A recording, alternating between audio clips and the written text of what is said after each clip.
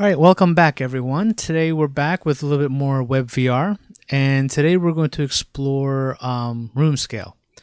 And since we're using, I'm using the Vive, we have access to certain more information that you would with Gear VR and stuff. So here's some information that you can pull from the HT Vive. Our Roomscale is right here under Stage Parameters.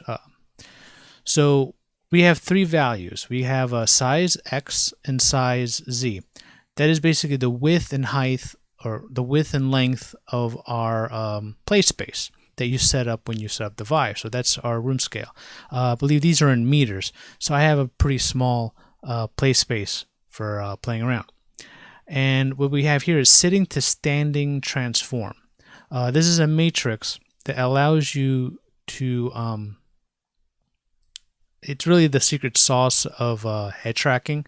So we're going to do a little bit of head tracking here too, so we can walk around and stuff in our room scale, which is called the stage. So it basically allows you to kind of determine how high your head is off the ground.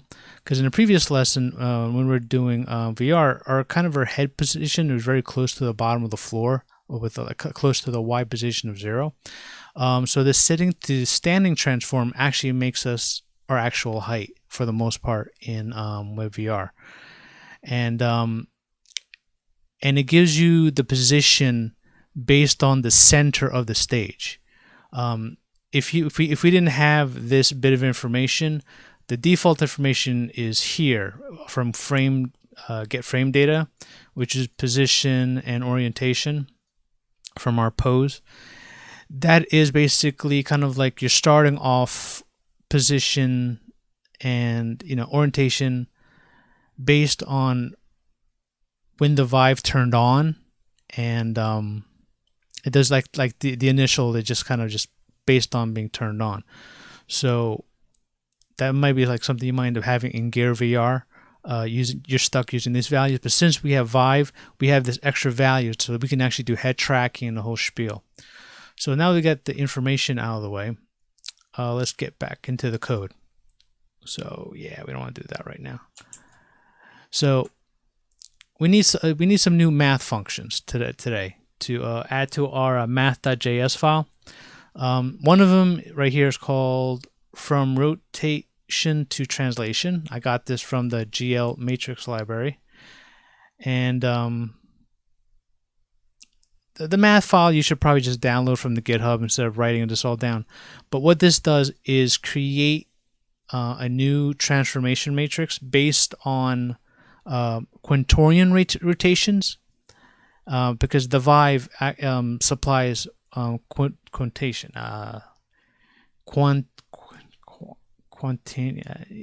the Q stuff, the Q matrix. I don't even going to bother. It's too late in the night for this. But so quaternions, there you go, or something like that. So that's what the Vive supplies. It's a different type of rotation math. I guess that's how you explain it. Normally we have something called Euler. I'm probably pronouncing that one just as bad as quaternions. So I really don't know how quaternions work. I really haven't gotten that far in learning that kind of math. But the idea between the two types of rotations is that Euler can run the risk of have a gimbal lock, where like two axes are stuck together. And another thing, so quaternions does not get gimbal lock. So you can do all the rotations you want, and you don't have to worry about any of the axes kind of getting stuck together. And another thing about quaternions is, please excuse all the bad pronunciation. Another thing about this type of rotation is that you can do a lerp between one and the other. Euler, you can't lerp correctly very well. That's what I've read for the most part. So this is kind of one of the reasons why Vive is using it, and that's why we kind of have to use it. That's why Unity 3D uses it. I think Unreal Engine uses it. So it's something we kind of have to deal with over time. So we're going to create a new transformation matrix, and we're going to use rotation and translation from that pose object, because we're going to need that to calculate the actual place that you exist in the room. The next function we need is get translation, and all it does is get a translation from a matrix. Very simple. We don't need get scaling, but since I got get translation, I brought get scaling and get rotation. They're the same. They just pull the scaling value out of a matrix.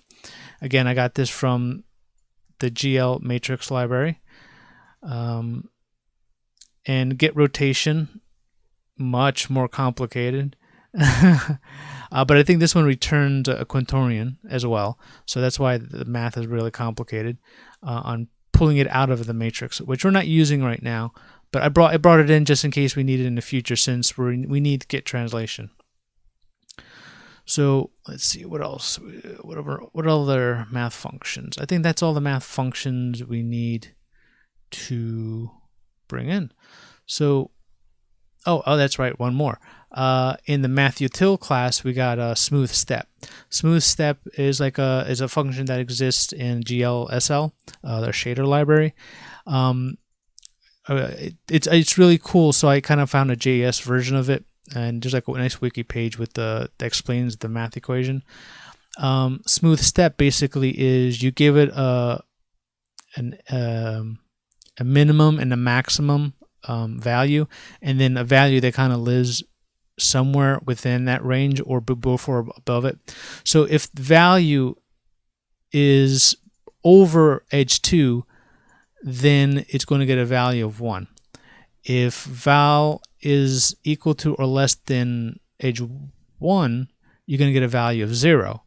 If val exists within these two values, you're going to get a number between 0 and 1. Some type of lerp value of it. So that's what's SmoothStep, because we're going to use that for some fun stuff at the end. So so that we definitely need that math. So now we're going to go to our VR.js file. Let's see if we have any changes. So we're going to do our changes in VR instance, and here's some new stuff. We're going to grab the stage matrix, stage view matrix that I talked about before, that gives us the transformation. And so it's just like a regular transformation, basically telling you exactly where you are in space. And but we need to use it to transform our view matrix for our left and right eye. So I am going to invert it. So basically, I'm creating an empty matrix, an identity matrix anyway, but it's pretty much an empty one. And I'm going to push into it our matrix coming from the Vive. And I'm going to invert it. So this way, it's basically, I'm kind of moving it into camera space. So basically, it becomes a value that you can use with cameras.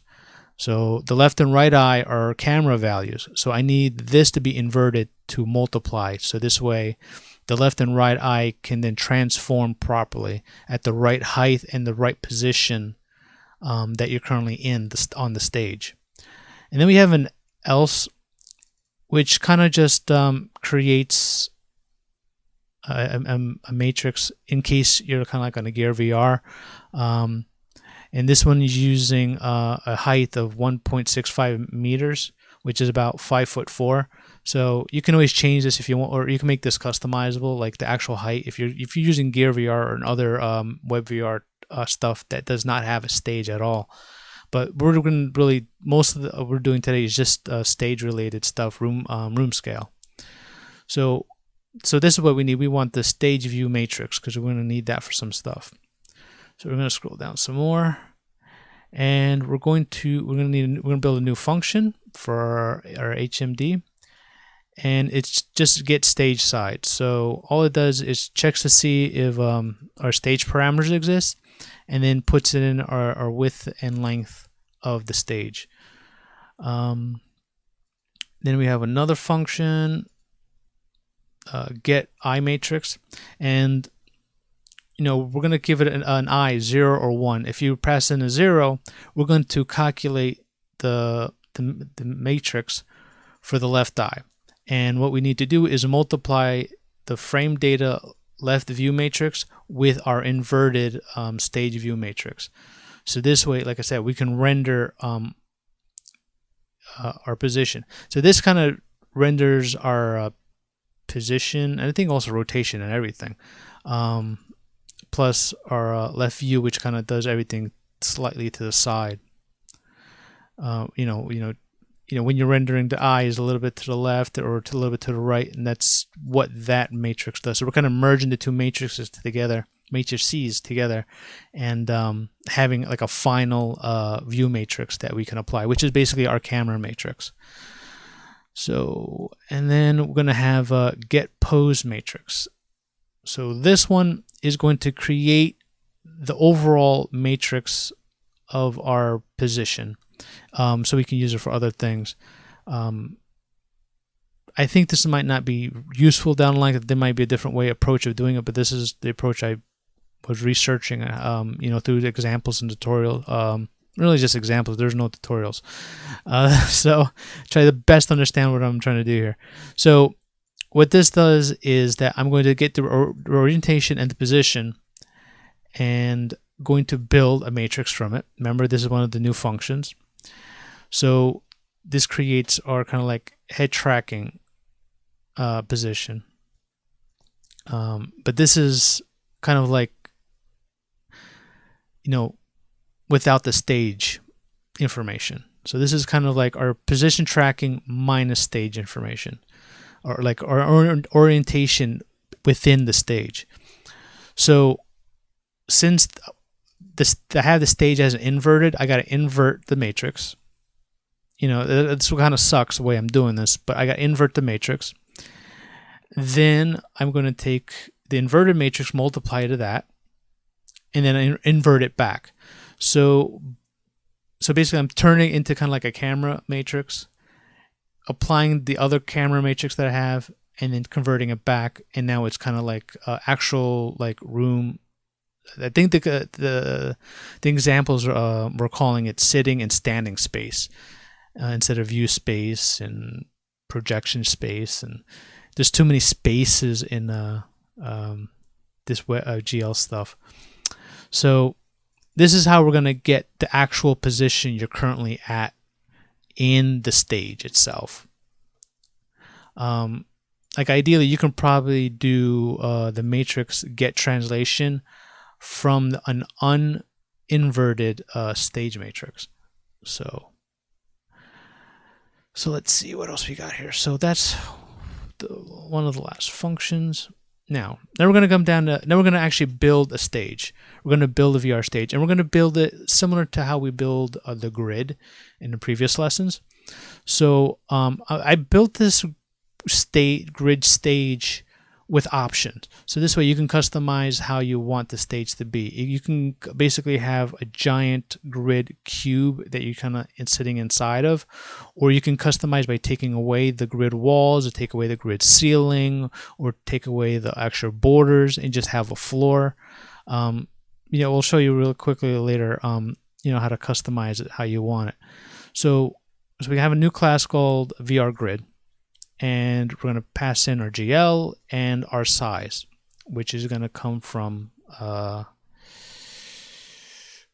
this get stage size. So we got a constructor. So we're building our options. This is bitwise operations. So that's why you see the numbers are 1, 2, 4, 8, 6. So I'm kind of combining bits and creating a single integer value. So I'm kind of turning on 1 and 0s. So yes, we're doing 1 and 0s. I'm doing binary stuff. So don't that scare you. It's simple stuff. Trust me, it's not that hard. So I'm basically using binary to kind of build an option list. So we got our regular stuff. We got our transform GL. We're gonna create our mesh. We're gonna create our shader. Stage fade range. I actually didn't sit here and comment all these values. I usually do a good job of commenting all my values. Stage fade range is how far from the center before we start doing I forget what Vive calls it. Chaperone mode. Basically, what we're going to do when we build our grid is that the closer we get to the edge of our space, the more we're going to fade in the grid. So if we're in the center of our stage, we won't see the grid or our stage at all. So once we start moving around the edges, we'll start seeing it more and more. And that's what kind of like our fade range is. So it's going to be 50% of it total.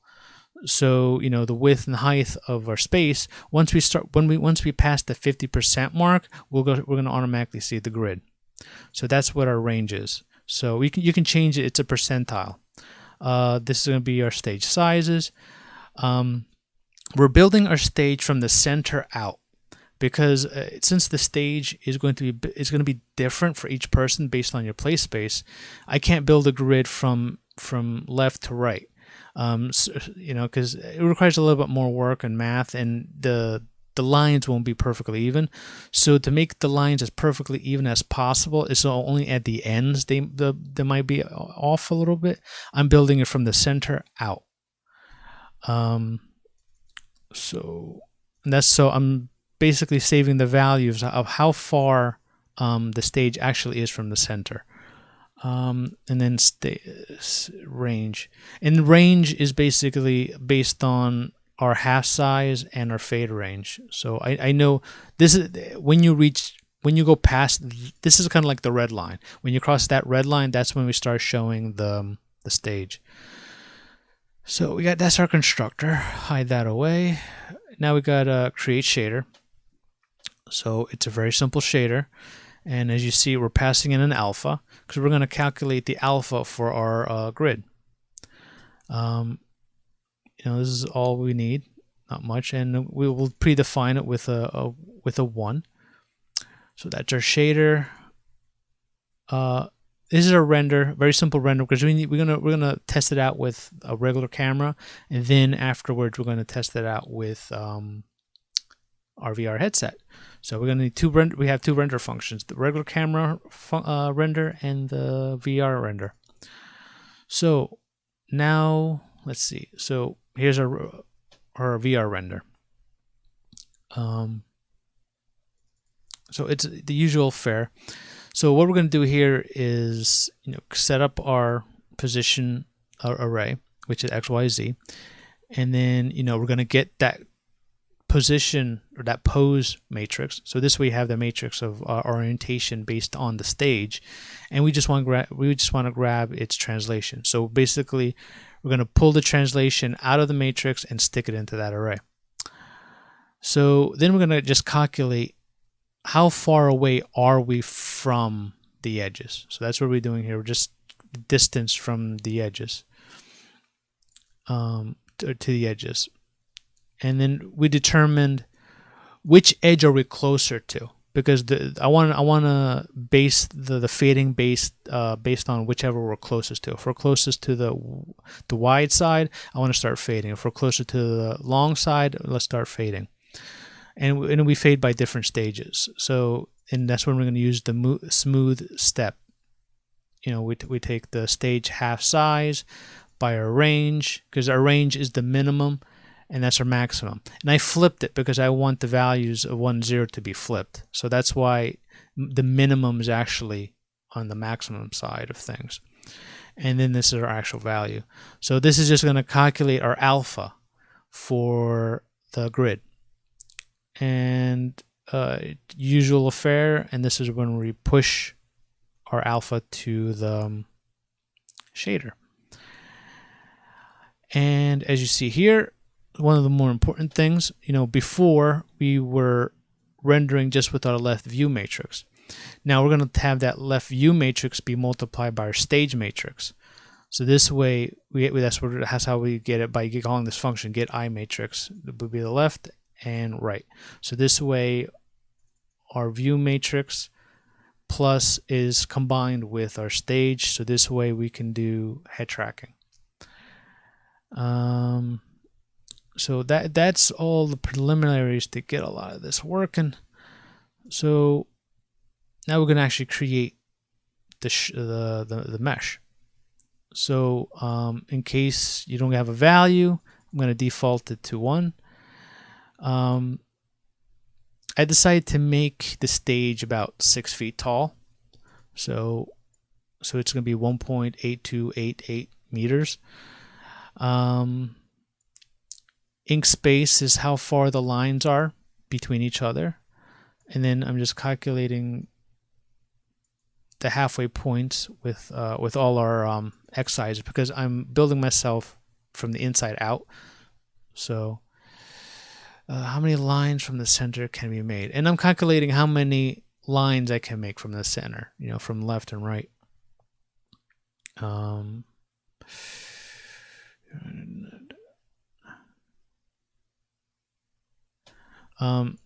What I'm doing here is basically, if the last line matches up with the border of the grid, I don't want to draw that line, because I don't want a line overlapping a line. The reason why I'm doing that, because if I'm drawing a line on top of a line and we're dealing with alpha, the borders are going to be brighter than the other lines, and I don't want that. Especially, it'll look odd just to have 2 lines brighter than the rest of the lines on the grid. So that's the whole point of this section, is really determining, if the final lines overlap. So that's what I'm doing here. And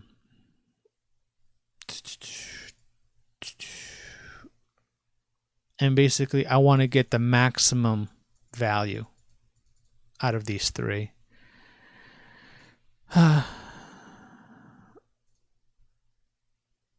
So now we're going to take that option value that we pass in, which should be here. So yeah, this is our options that we put together. So we're bringing it down here, and we're going to pull out all the values. Basically, these are just all Boolean values. And these are bitwise operations to see, is this bit active in that int? So, is that option turned on? Is that on? That, that's all this is going on here. So now we're going to start building the grid. So here, the bottom grid. And right now we're going to create like the center cross.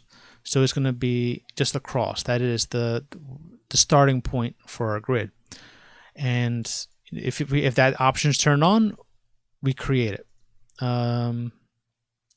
And this is the same thing for the top. So if we're building the top grid, so this one's the floor, and this one is the wall on top of us.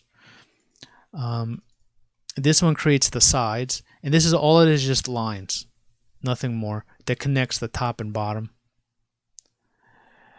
It's a lot of just kind of somewhat trial and error. It's like I understand where all the numbers go, so that's what's going on here. I'm just connecting the dots.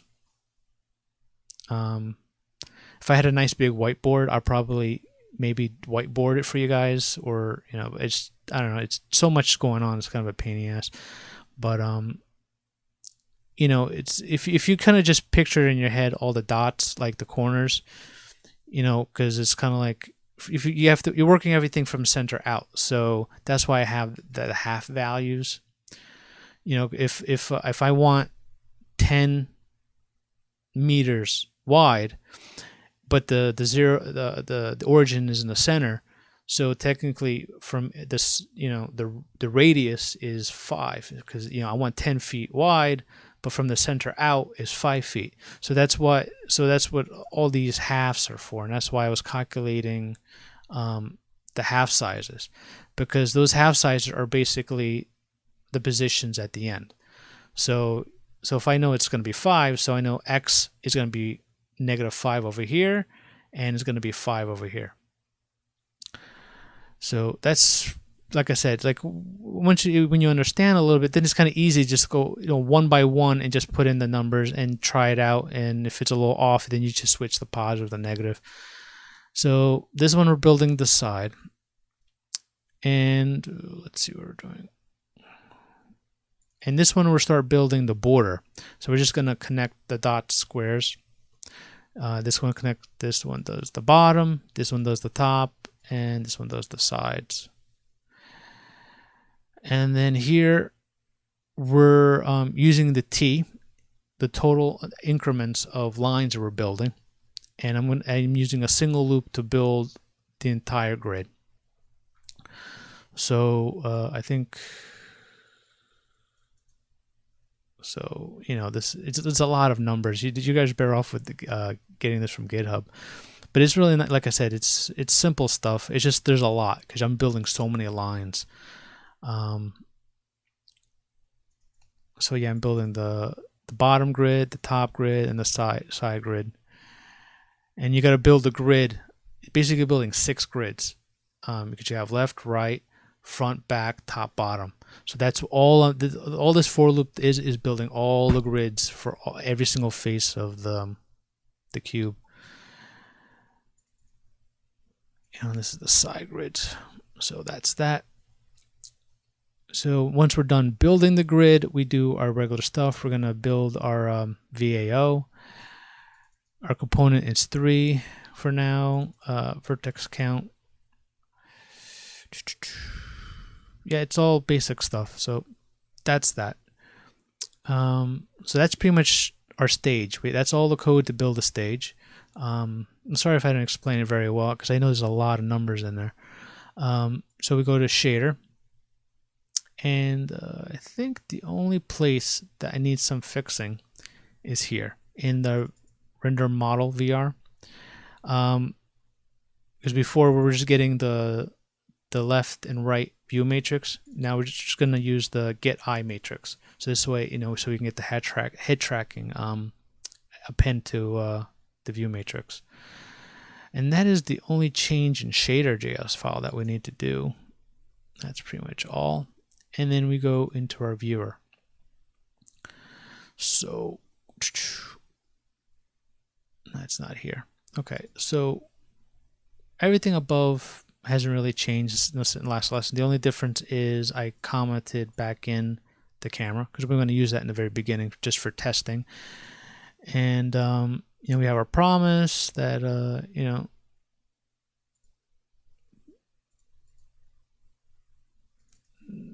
the thing won't fold open now. Good job. So it just nothing has changed. So on red event, I have like a new, like I kind of fixed the key press. Before it was just an if statement. Now I put a switch statement. I was experimenting with something. I think this was R. This is the R button on the keyboard, 114, to call the reset pose function. That's kind of like reset where your orientation. Not something you want to do with the Vive. It's something you might want to do at some point if you're using Gear VR. Like if let's say you put on your headset and you want to lay down. So like you put on your headset, you turn it on, your orientation's this way, and decide to lay down. So you need to reset your orientation up. So you do a reset, and now forward is up if you're laying down. So that's really all it is. It kind of just resets your orientation based on where you're currently looking at. So in our onReady event, we're going to get our stage size, and then we're going to build our grid by putting in our stage size.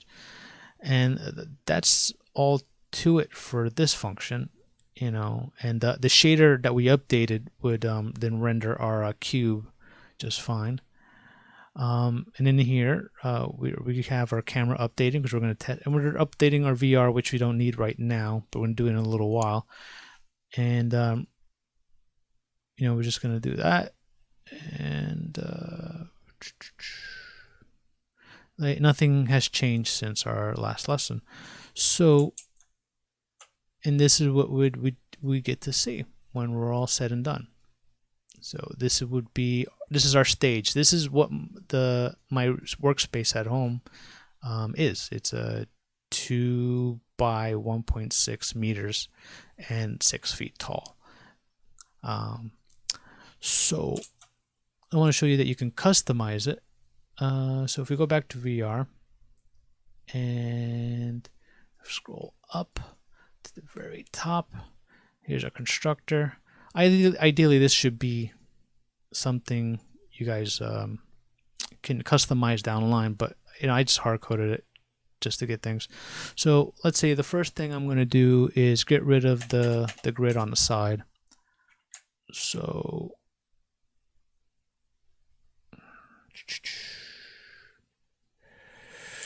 how you do that? Okay, so got the grid and bye grid. So there you go. That's all that's there. And I'm gonna go back. I want to get rid of the top grid. I don't like the grid on top. My personal preference. Even though I did all this work for nothing, but I did it because it's fun. It's always fun to try out things. So if I refresh, there you go. Top grid's missing too. Now, if you really want, you can always get rid of the top. All right, you can always get rid of the top. You can get rid of the sides. Turn off those options, and you would just have a grid floor. If that's all you want. It's all up to you. I built the entire grid for you. But for me, I actually prefer this look the most.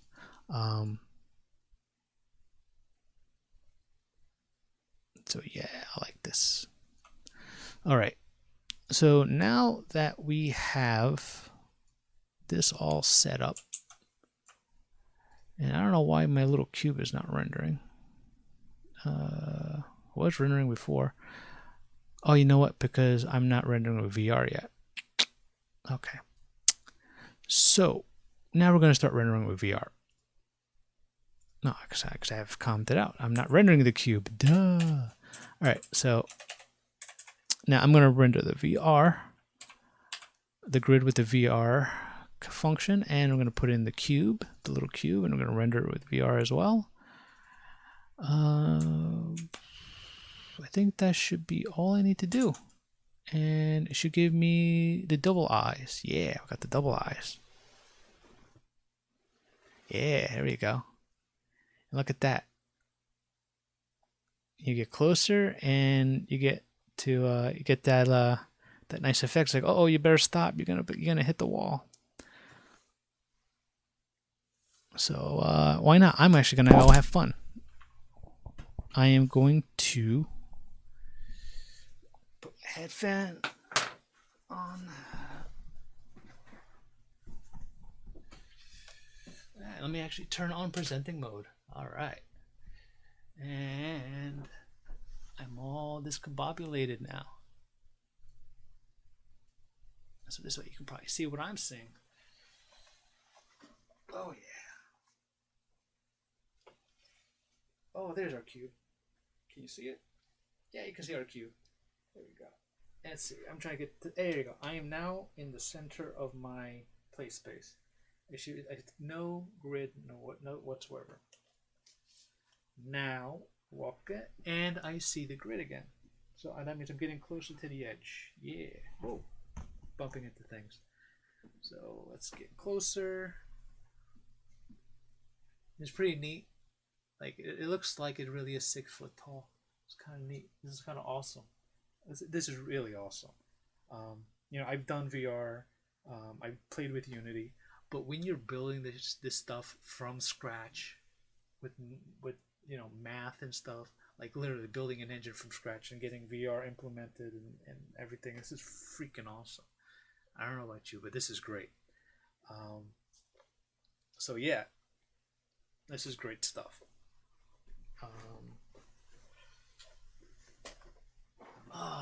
Yeah, so that's really it for Roomscale. Yeah, there's not. That's it. You got Roomscale. So I hope you like it. If you have any questions, just put some comments. I'll get back to you. I know the grid part, probably did a pretty bad job of explaining it. It's pretty much the same idea as the grid that we've done before that I actually did explain pretty good. Like I said, the only difference is I did it from instead of building one grid, I'm building 6 of them. That's all that I'm really doing, you know, and I'm building from the center out. So, you know, if you just comment out a lot of the vertices, you know, it's group, you know, let me see, you know,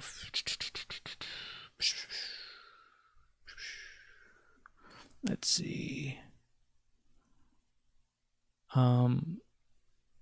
Yeah, if you like I say, if you just comment out a bunch of these and just do one section at a time, like if you just render just these 2, you'll kind of see where the starting point is, and little by little. So like everything is kind of around an option. So yeah, you know, that's all it is. It's just groups of lines, and each push is a single line. So that is it. Have nothing else really to say. Hope you guys are enjoying yourselves. So this is cool. This was great. Like Roomscale, VR in a web page is effing amazing. I love this stuff. I really love this stuff. I've been waiting for this stuff forever. I can't wait till HoloLens is like official, like Windows holographic. That's going to be like icing on a cake for me. That's the direction I want to go to in development. Like it'd be kind of great if I can build something like this for AR. But a lot of the stuff we're learning with WebGL, this is really the fundamentals of 3D. So, you know, all the stuff that we're dealing with, you know, OpenGL, now we're dealing with WebVR. All this stuff can be applied to AR. You know, it's all the same stuff. All it is just putting in all you're doing is grabbing information and you know, just outputting some 3D items on a list. So if you can build 3D stuff here in WebGL, you can build, like I said, it wasn't that hard to bring all this stuff into WebVR, and it's the same thing to bring an augmented reality. So all this stuff is transferable. So it's really great for you guys to learn it, to really get a good sense of how it all works, because, you know, VR and AR is going to be a big thing in the next year or 2. So, and I really want to be there. And it can't, you know, that's where I want to be. I love this stuff. This is great. Augmented computing. I can't wait till I can surround this entire room with nothing but windows. I just can't wait. I wish I had $3,000 to go buy myself a HoloLens. I'll make boatloads of tutorials on building stuff. Maybe I can, you know, build like an engine or something. Just screw Unity, right? I'm not that smart.